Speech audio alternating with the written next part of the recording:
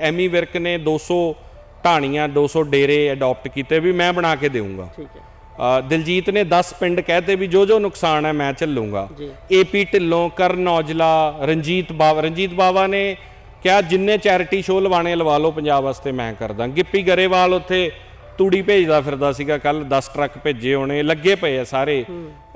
ਕੋਈ ਐਸਾ ਬੰਦਾ ਹੀ ਨਹੀਂ। ਕੋਈ ਵਿੱਕੀ ਕੌਸ਼ਲ ਦਾ ਫੋਨ ਆਇਆ ਉਹਨਾਂ ਦੀ ਟੀਮ ਦਾ ਅੱਜ ਮੈਨੂੰ ਵੀ ਦੱਸੋ ਅਸੀਂ ਕੀ ਕਰ ਸਕਦੇ ਹਾਂ। ਐਮੀ ਵਿਰਕ ਨੇ ਤੋਂ ਉਹਨਾਂ ਨੇ ਪੁੱਛਿਆ ਤੇ ਇਹ ਗੱਲ ਤਾਂ ਮੈਂ ਇਹ ਕਹਿ ਰਿਹਾ ਕਿ ਕਿੰਨੇ ਵੱਡੇ ਪੱਧਰ ਤੇ ਬੀ ਪ੍ਰੈਕ ਦਾ ਫੋਨ ਆਇਆ ਕਿ ਵੀਰੇ ਦੱਸੋ ਯਾਰ ਚਾਹੀਦਾ ਕੀ, ਅਸੀਂ ਖੜੇ ਹਾਂ। ਹਨਾ, ਇਹ ਉਹ ਲੋਕ ਨੇ ਮਿੱਕੇ ਹੋਣਾ ਨੂੰ ਜਿਨ੍ਹਾਂ ਨੂੰ ਅਸੀਂ ਮਹੀਨਾ ਪਹਿਲਾਂ ਗਾਲਾਂ ਕੱਢ ਰਹੇ ਸੀ, ਚਲੋ ਆ ਗਏ, ਚੰਗੀ ਗੱਲ ਹੈ ਕਿ ਉਹ ਪੰਜਾਬ ਖਾਤਰ ਆ ਕੇ ਖੜੇ ਹੈ।